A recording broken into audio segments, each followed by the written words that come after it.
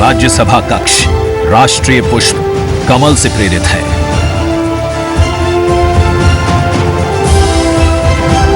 जिसका आकार भी मौजूदा राज्यसभा कक्ष से लगभग 1.5 गुना बड़ा है। ये भवन देश की जनता को समर्पित है। इसलिए लोकसभा और राज्यसभा में जनता के स्वागत के लिए विशाल दर्शक दीर्घा का निर्माण किया गया है।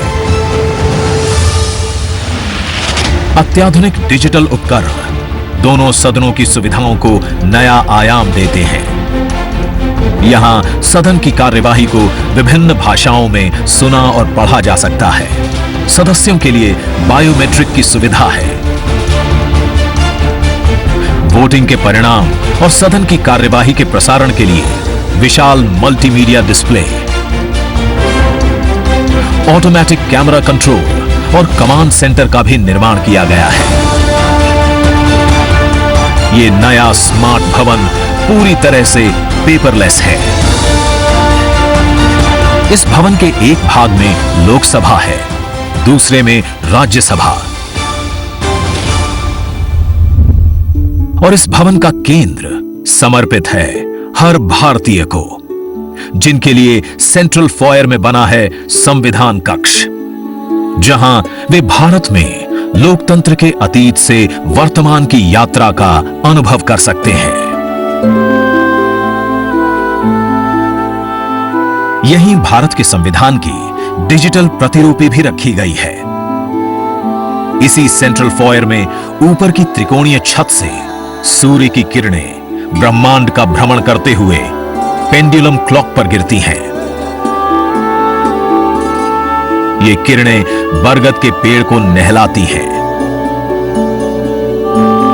और सदस्यों के लिए निर्मित कक्ष, पुस्तकालय, भोजन कक्ष में फैल जाती हैं।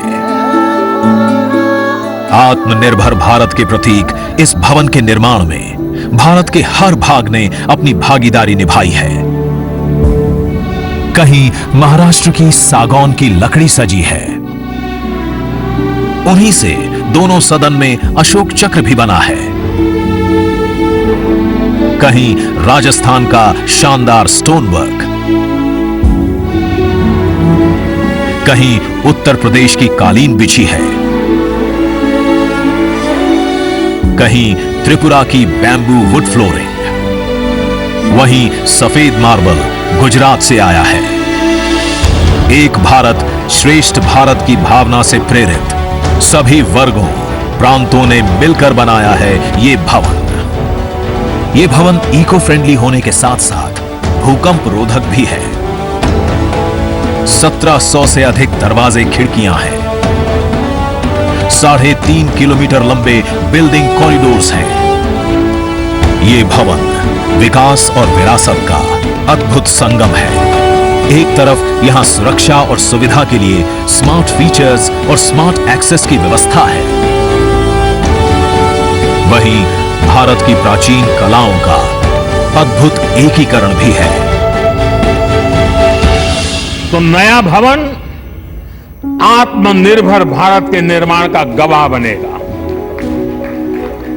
पुराने संसद भवन में देश की आवश्यकताओं की पूर्ति के लिए काम हुआ, तो नए भवन में 21वीं सदी के भारत की आकांक्षाएं पूरी की जाएगी।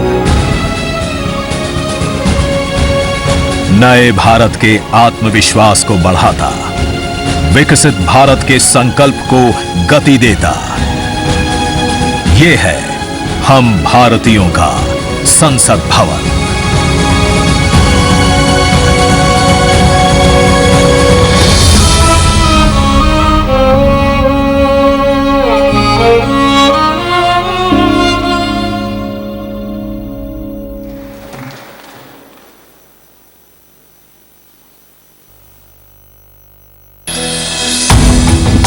आज का ये दिन महत्वपूर्ण है।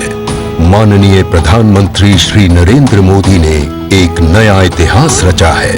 पूर्व की कई सरकारों ने नए संसद भवन की आवश्यकता पर चर्चा की थी।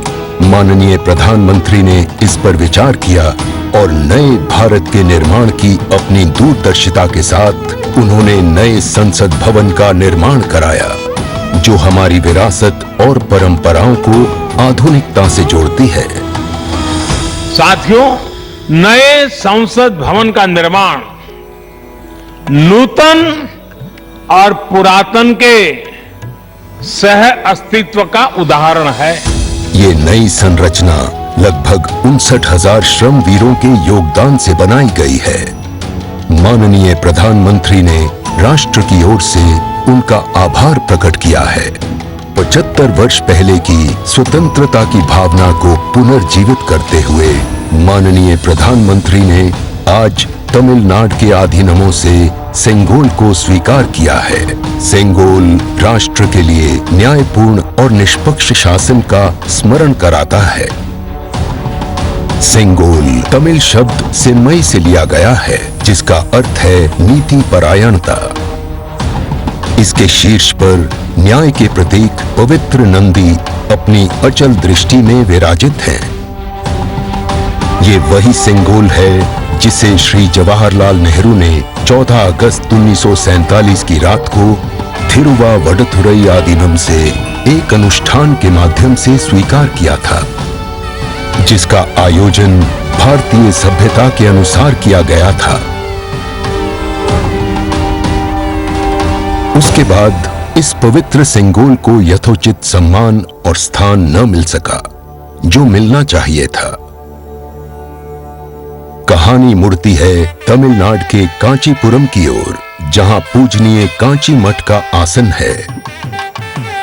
15 अगस्त 1978 मठ के 68वें प्रमुख परम पावन श्री चंद्रशेखरेंद्र सरस्वती स्वामीगढ़, जो महापेरियवा अर्थात प्रबुद्ध ज्येष्ठ के रूप में जाने जाते हैं, वे सेंगोल वृतांत को स्मरण करते हुए अपने अनुयायी डॉक्टर आर सुब्रमण्यम से इसका वर्णन करते हैं, जिसे उन्होंने अपनी किताब में स्थान दिया है।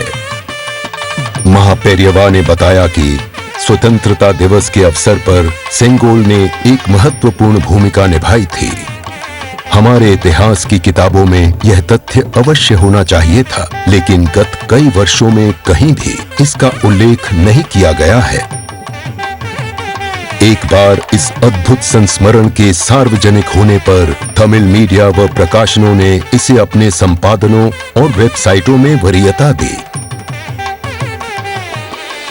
माननीय प्रधानमंत्री एक परंपरागत प्रतीक की खोज में थे। तत्पश्चात सेंगोल ने उनका ध्यान आकर्षण किया। उन्होंने इसकी जांच करवाई, जिसका प्रमाण मीडिया विश्लेषणों और पुस्तकों में मिला। आखिरकार सेंगोल की खोज पूरी हुई। यह ऐतिहासिक सेंगोल इलाहाबाद संग्रहालय में मिला। ये चोला साम्राज्य से चली आ रही हमारी भारतीय सभ्यतागत प्रथा है।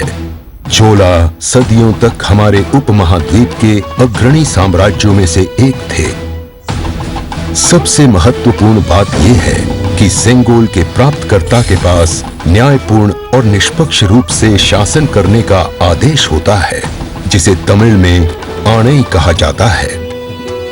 इस विचार से माननीय प्रधानमंत्री प्रभावित हुए।